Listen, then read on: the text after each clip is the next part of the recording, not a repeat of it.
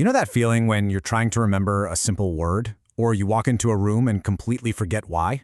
It's super frustrating, and we all go through it. But what if the reason for that little brain glitch wasn't something you did today, but something much more fundamental?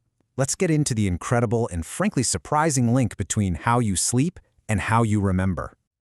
Oh, this is the one, right? You see someone, you know them, you can almost feel their name, but it's just stuck. It's right there, but you can't grab it. Well, that tiny moment of brain fog isn't just a random annoyance. It's actually a clue, a little signal from your brain about a super important job that either happened or maybe didn't happen while you were asleep. Yep, you heard that right. The real key to finding that lost name or remembering why you walked into the kitchen, it often goes back to the quality of your sleep from the night before. See, sleep isn't just about your body resting. It's one of the busiest, most critical times for your brain.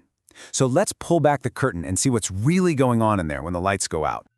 To really get why we forget things, we've got to start with how we remember them in the first place. It's this amazing process where, as it turns out, sleep is the absolute unsung hero. Okay, so imagine your brain is kind of like a super busy office. All day long, new information is flooding in. Emails, phone calls, memos, and it all has to get sorted and filed away so you can find it later. Let's break down the 3 essential steps to making a memory actually stick. Here's the deal. First, any new piece of info, like a name you just learned, gets encoded into a part of your brain called the hippocampus. Think of the hippocampus as a temporary inbox, like a USB drive. It's great for short-term holding, but it has limited space. So at night, when you're in deep sleep, this crucial process called consolidation kicks in. Your brain starts moving the important files from that temporary inbox over to the cerebral cortex, which is like the massive, long-term hard drive.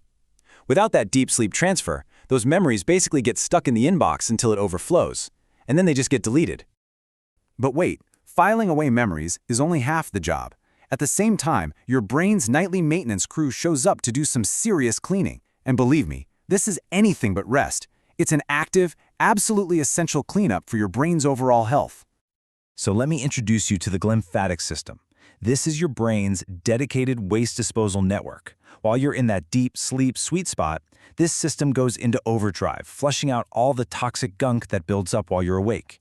And this is so important, because 2 of these toxins are pretty infamous, beta-amyloid and tau. Those are the very proteins that are directly linked to Alzheimer's disease.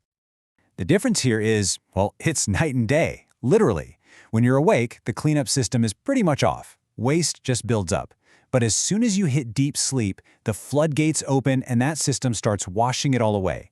So when you cut your sleep short, you are literally letting toxic trash pile up inside your brain. So, what happens when this whole system starts to break down? We're not just talking about feeling a little tired the next day. This can kick off a really dangerous, self-reinforcing cycle that has some pretty serious long-term consequences. And this is where things get really sobering. Research has shown that just one single night of bad sleep can cause a detectable increase in beta-amyloid in your brain. That's that Alzheimer's-linked protein we just talked about. This isn't some far-off risk. It's an immediate, measurable effect. So here's how this nasty cycle gets started. You don't get enough quality sleep, which means that glymphatic system, the cleanup crew, can't do its job right. And as a result, those toxic proteins, like beta-amyloid, start to accumulate. Pretty straightforward cause and effect, right?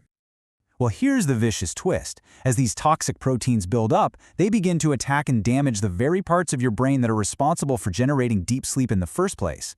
So, poor sleep leads to more protein buildup, and that protein buildup leads to even worse sleep. It's a devastating downward spiral that can start quietly, years or even decades before you'd ever notice serious symptoms. Okay, it is absolutely crucial to understand the difference between that tip-of-your-tongue forgetfulness from a bad night's sleep and something like Alzheimer's. The memory issues you get from poor sleep, they fluctuate. You have good days and bad days. And most importantly, they get better when you catch up on sleep. Alzheimer's, on the other hand, just gets progressively worse, and a good night's rest doesn't fix it. The big takeaway here is that chronic, long-term sleep problems can raise the risk of those temporary issues, eventually contributing to a more permanent problem down the line. Now, I know that all sounds pretty alarming, but here's the genuinely good news. Unlike a lot of other risk factors for cognitive decline, sleep is what we call a modifiable risk factor. It's something you have power over. You can absolutely take back control. Look, by making good sleep a priority, you are taking direct, powerful action to defend your brain. You are actively helping to reduce the buildup of those toxic proteins. You're giving your brain the time it desperately needs to file away your memories, and you're fighting to slow down cognitive decline. Sleep is not a luxury. It is a non-negotiable part of your brain's long-term health strategy. When you boil it all down, it comes to this. Protecting your sleep is one of the single most powerful things you can do for the future of your brain.